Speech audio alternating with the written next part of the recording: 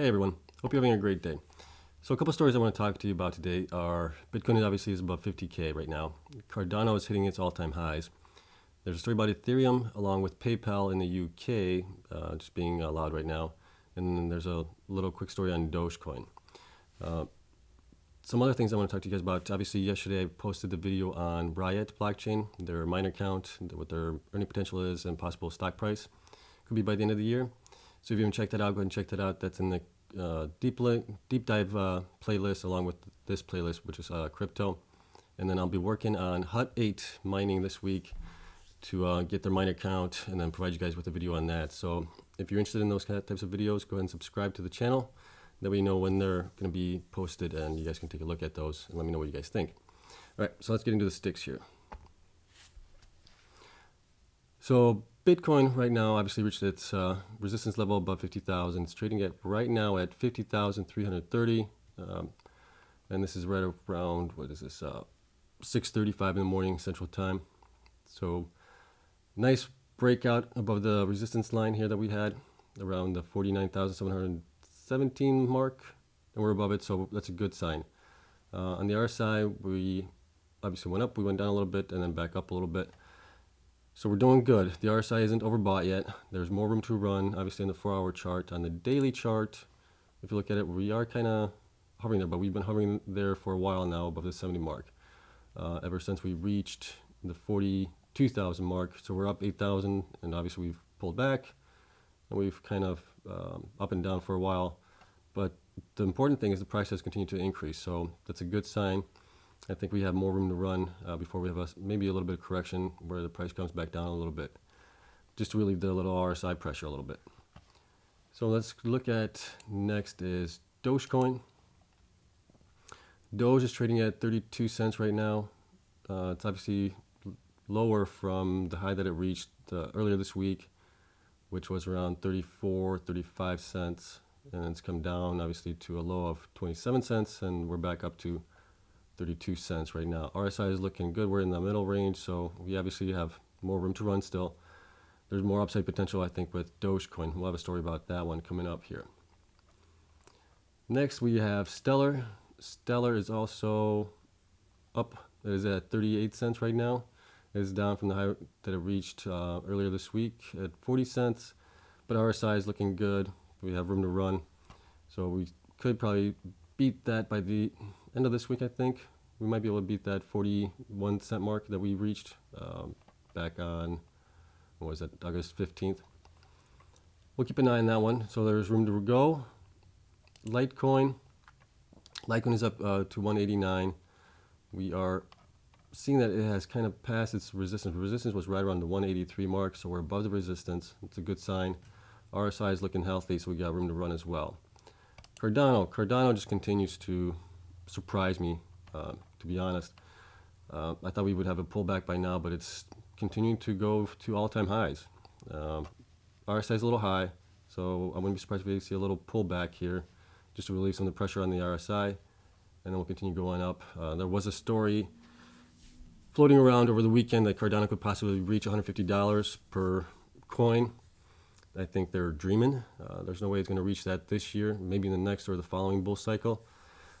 But in order for it to get to $150 this time around, the valuation of Cardano will have to be like over $5 trillion. Bitcoin is just barely at $1 trillion. So think about that. It would be like a 60x from here. Personally, I think maybe we could go between the $8 and $12 range this bull cycle. That seems like it's feasible. High end might be $20. So we'll have to keep an eye on that. So there's still obviously a lot of upside potential, but you can probably forget about $150. I don't think that's going to happen this time. So we'll keep an eye on it. Ethereum continues its kind of path where it's 33,444 right now, and we're seeing it. It's just barely breaking above it. It's still fighting that resistance of $3,300. So we'll have to keep an eye on it. If it breaks above it, I think it has room to run. Obviously on the RSI it's at 60 right now, so it's in the middle, so it has plenty of room to go. On the daily chart, same thing, it's still got room to grow, but you can see it here where it's just flatlined a little bit, and it's bouncing between 3,300 and 2,900. So we'll keep an eye on it. Once it breaks above the resistance, I think it's going to be a good sign for it. A couple of the mining stocks here. So Hive pre-market is right now at 304. Not much. I was hoping it was going to go up a little bit more because of obviously Bitcoin passing over the resistance line, and then Mara's up 37.56, so it's up. What was that? $2.30 pre-market. Bitfarms is also up 37 cents pre-market to 6.27. Then we got Coinbase, which is up as well to $8.18 pre-market.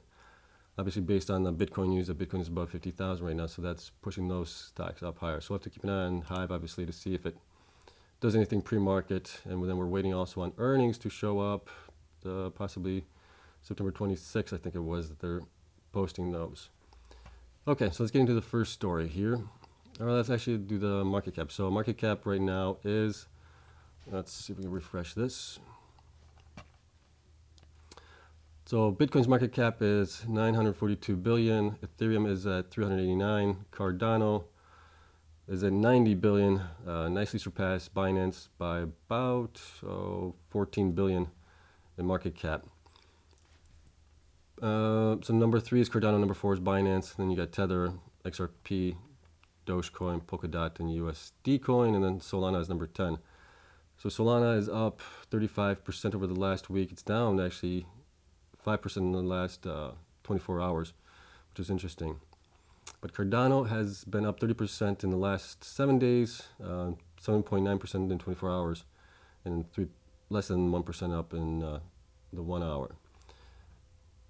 Market cap total is right now $2.2 trillion of all coins. So we surpassed the 2.2 trillion mark, and we are probably going to be heading higher this year. All right. First story obviously is Bitcoin trades above 50K psychological resistance for the first time in 3 months. The market continues to hover over the 200-day moving average with bulls still in play. Zero Cap's Toby Chappell told CoinDesk. Bitcoin is once again trading above 50,000 price tag, hitting the mark for the first time in over 3 months. The world's largest cryptocurrency by market value is up 2.5% over a 24-hour period. It's currently changing hands for around, right now it's 50,300, something like that. It's the highest point since May 15th. Bitcoin's year-to-date return now stands at 71.4%. So it's not the first time we've crossed this legendary milestone, but given the advancements in the industry lately, 50,000 certainly seems justified at this time, said Maddie Greenspan, CEO of Quantum Economics. So on the chart, we have the 200-day moving average, and we've obviously stayed above it here for the last, what are we looking at here? I think this is the daily chart. So we've stayed above it, or this might be even the weekly chart. But we stayed above it, so that's a good sign. As long as we continue to stay above it, we are in the bull run right now. Daily trading volume remains relatively flat and has continued to decline from days prior, though price action remains above a key indicator used to gauge the momentum of a given trend. The market continues to hover over the 200-day moving average with bulls still in play. Toby Chappell, head of trading of digital asset firm Zero Cap, told CoinDesk via Telegram, relative outperformance by Cardano, Ether, Polkadot, Uniswap, and others have provided a supporting bid for BTC USD in recent days. Bitcoin is flashing signs of medium-term pricing in the form of long-form investors, though the futures pricing is certainly not what it was compared to earlier this year, Chappell said. Yeah, obviously the futures we've seen come way down. So a lot of people are obviously thinking that the Bitcoin itself is going to go up in value in the short term to maybe the next couple months. So we're seeing BTC futures annualized rolling 1 month basis. We're seeing the CME, then you got also Durbit and Hubai, and you can see that the futures are down a little bit from where they were. Larger global issues, including the U.S. Federal Reserve meetings at the end of August and Federal Open Market Committee meeting in September, may cause the market to consider any possible moves on global liquidity. Chappell said, any move by the Fed would be negative for price action and involve possible contagion from a risk-off event in traditional markets. Other cryptos in the top 20 market capitalization also rallied on Bitcoin's move, with Cardano, Litecoin, and Uniswap clocking the highest gains between 2 and 12%. So we're just getting started, folks. Bitcoin is obviously going to continue to go up as long as there isn't a lot of FUD, which we aren't seeing a lot of FUD right now in the news, so that's a good thing. Next is 6 reasons why Ethereum has intrinsic value. PayPal Shah, CME Group. At a glance, Ethereum is practically synonymous with DeFi because it powers the many cryptocurrencies in the decentralized finance sector. That is the case right now. Obviously, Cardano is chomping at its bits right now with the upgrade coming up in September that will give it power to do, obviously, DeFi and other things, smart contracts, things like that. Ethereum is no longer following Bitcoin's price fluctuations as closely as it did, and is starting to be driven by its own catalyst.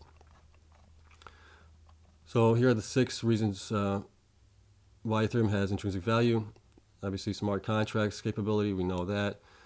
That has been going on for a while. Number 2 is a new type of connectivity. We can think of Ethereum as an infrastructure, one with the potential to revolutionize both finance and technology. DeFi is potentially recreating the entire financial system. Ethereum-based applications are likely to impact markets, governance, public services, and perhaps even how identity is managed. In the future, we may use the Ethereum platform to change the way mortgage transfers, securities trading, and other fields work. What's more, this will happen on a network that can reach anyone, anywhere who can connect to a public network.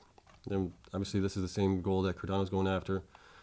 Proof of stake model. So Ethereum right now is proof of work, but it is changing to proof of stake with an update coming up possibly by the end of the year, early next year. So we'll keep an eye on that one. And then speed and scalability. And these are obviously important for it to function properly.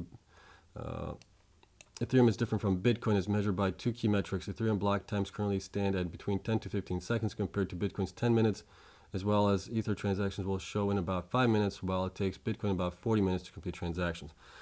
So yeah, speed is a big boost for Ethereum, and then Cardano is also working on something like this, where its theoretical transactions per second could be at an astounding 1 million if their Hydra update goes online and things like that. But I read a little about that, but it's really interesting. If that does happen, that is game changing. So back to this. This is because Bitcoin's first priority is security. Its coding language and restricted commands make it more difficult to hack the blockchain, but adds more time to complete transactions, which is true. So Bitcoin is used as more of a store of value, as a digital gold, whereas Ethereum is more like the cash, behind the gold. Disinflationary supplies, number 5. Bitcoin has a finite supply of 21 million coins, which is why it is often regarded as a store of value and an investment against inflation. Contrary to Bitcoin, Ethereum offers an unlimited number of Ether, but does cap the amount released each year via the mining process. This removes the perceived scarcity that may be a factor in Bitcoin's higher valuation. Ether supply increases according to a disinflationary mechanism that will continue to adjust as the network matures. And finally, number 6 is correlation to Bitcoin. The Bitcoin price is a major point in defining the entire cryptocurrency market picture, as well as for Ether. The two are positively correlated. When Bitcoin rises or falls, the same happens to Ether. During the explosive DeFi boom that hit the market during the summer of 2020, Ether's price rallied to its highest level in more than 2 years because most DeFi projects are built on Ethereum blockchain. At the time, Bitcoin was struggling to break a similar 2-year record. Over the tail end of 2020, with the Bitcoin price rally, there was a BTC to ETH price rotation, with investors seeing Ethereum and more specifically the DeFi applications built on it as constructive complement to Bitcoin, whereas Bitcoin became too expensive. So it is interesting. Ether is no longer following Bitcoin's price fluctuations as closely as it once did, as it is starting to be driven by its own catalyst. Ether's correlation with Bitcoin was 0.95 in July 2020. A year later, it is at 0.71 according to data from CryptoWatch. So there you have it, folks. Interesting things happening for Ethereum, obviously. I think the big thing that's going to happen is obviously switching over to proof of stake from proof of work. At the end of the year, that is probably going to drive up supply demand along with price appreciation. You're going to have a lot of people locking up their supply to stake it, to be part of the network, and that is going to increase the price on it. Next, we have PayPal launches the ability to buy, hold, and sell cryptocurrencies in the UK. Let's see here. PayPal today announced the launch of a new service enabling its customers in the UK to buy, hold, and sell cryptocurrencies with PayPal. This new service starts rolling out this week. Enable access to cryptocurrency consumers in a responsible way. Encourages customers to research and learn about the opportunities and risks of cryptocurrencies before transacting. Makes first international expansion of PayPal cryptocurrency service beyond the US. So this is good news. This is bullish. Obviously, this is allowing more people to get access to the network to buy Bitcoin, Ethereum, Litecoin, and Bitcoin Cash. I think eventually they'll add some other coins to it as well.